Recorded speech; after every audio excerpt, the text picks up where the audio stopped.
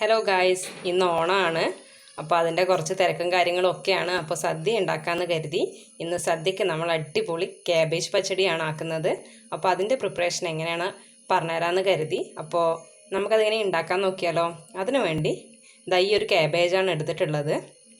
ഈ കാബേജ് നമുക്ക് പകുതി എടുത്ത് നന്നായി അരിഞ്ഞ് വെച്ചിട്ട് വരാം.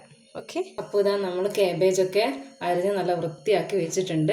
ഇനി നമുക്ക് ഇതൊന്ന് വേവിച്ചെടുക്കാം.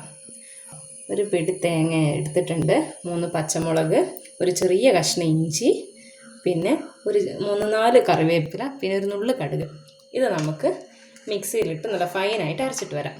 അതിനു വേണ്ടി നമ്മളിതാ ഈ ഒരു കപ്പ് തൈര് എടുത്തിട്ടുണ്ട്.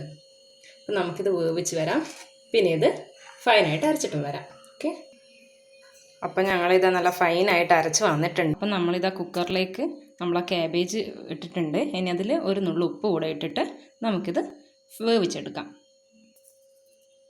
ഇനി നമുക്ക് ഇതാ ഒരു 2 സ്പൂൺ കടുക് ഉണ്ടാവും.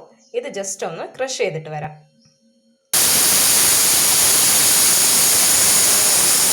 ഇത് ഓഫ് ചെയ്ത് കൊടുക്കാം. ഇനി നമുക്ക് നമ്മുടെ അരവ് ഇതിലേക്ക് ചേർത്ത് കൊടുക്കാം.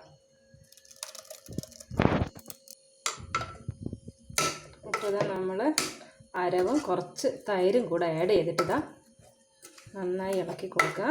ക്രഷ് ചെയ്ത് വെച്ച നേരത്തെ ക്രഷ് ചെയ്തിട്ടുണ്ടായിരുന്ന ആ കടുക് ഇതിലേക്ക് ഇട്ട് കൊടുക്കാം. നന്നായിട്ടൊന്ന് ഇളക്കി കൊടുക്കാം. ഇത് വെന്ത് കഴിഞ്ഞതല്ലേ, അതുകൊണ്ട് നമുക്കിതാ നന്നായിട്ടൊന്ന് ഇളക്കി കൊടുക്കാം. പച്ചടി ഇവിടെ റെഡി ആയിട്ടുണ്ട്. നമുക്കിനി ഇതിലൊന്ന് വറുത്തിട്ടെടുക്കാം. അപ്പോൾ നമ്മുടെ അടിപൊളിയായിട്ടുള്ള കാബേജ് പച്ചടി ഇവിടെ റെഡി ആയിട്ടുണ്ട്. എല്ലാവരും ട്രൈ ചെയ്ത് നോക്കണം, വളരെ ടേസ്റ്റിയാണ്. അപ്പോൾ എല്ലാവർക്കും നമ്മുടെ ഹൃദയം നിറഞ്ഞ ഓണാശംസകൾ.